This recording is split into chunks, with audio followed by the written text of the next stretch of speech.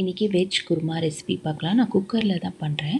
So குக்கரில் கொஞ்சமாக எண்ணெய் சேர்த்துக்கலாம். எண்ணெய் சூடானதுக்கப்புறம் சோம்பு, 2-3 சின்ன கிராம்பு, பட்டை கொஞ்சமாக, 2 ஏலக்காய், சின்னதாக ஒரு பிரிஞ்சில் ஆட் பண்ணிக்கலாம்.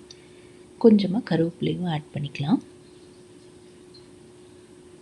நான் ஒரு பெரிய வெங்காயம் கட் பண்ணி வச்சுருக்கேன், அதையும் ஆட் பண்ணிக்கிறேன்.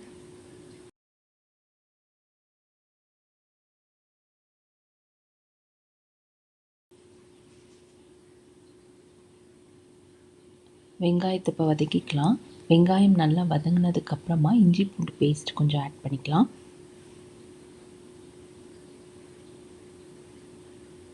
வெங்காயம் இஞ்சி பூண்டு ரெண்டும் நல்லா வதங்கினதுக்கப்புறமா நான் கட் பண்ணி வச்சுருக்க தக்காளி ஆட் பண்ணிக்கிறேன்.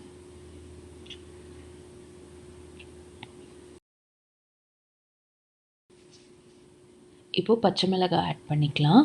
காரத்துக்கு வேறு எந்த மசாலா பொருளும் நான் ஆட் பண்ணல, பச்சை மிளகாய் மட்டும்தான்.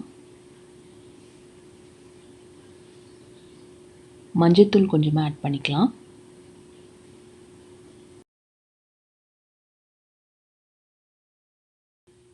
எல்லாத்தையும் நல்லா வதக்கி விட்டுட்டு கட் பண்ணி வச்சுருக்க காய்கறிகளை ஆட் பண்ணிக்கலாம்.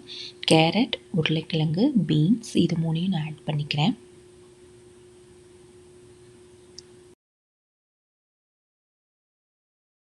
இப்போ எல்லாத்தையும் நல்லா கிண்டி விட்டுட்டு தேவையான அளவு தண்ணி, காய்கறிகளுக்கு ஏற்ற மாதிரி உப்பையும் ஆட் பண்ணிவிட்டு குக்கரை மூடி வச்சுட்டு நான் ஒரு 2 விசில் விட்டு எடுத்து வச்சுக்கிறேன்.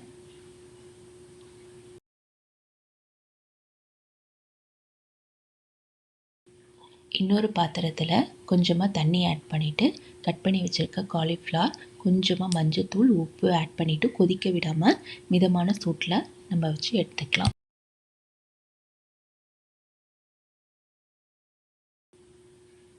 இப்போ பார்த்திங்கன்னா காய்கள் எல்லாம் வெந்துருச்சு.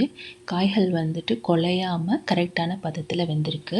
இப்போ நம்ம வேக வச்சுருக்க காலிஃப்ளவர், நான் ஆல்ரெடி வேக வச்சுருக்கிற பச்சை பட்டாணி அதையும் ஆட் பண்ணிக்கிறேன்.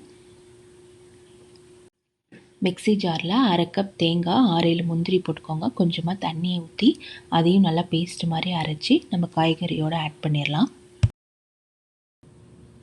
இப்போது தேவையான அளவு தண்ணி, உப்பு எல்லாத்தையும் சரி பார்த்துட்டு ஒரு 2 நிமிஷம் கொதிக்கட்டும். கொத்தமல்லி இலையை தூவி இறக்கிடலாம்.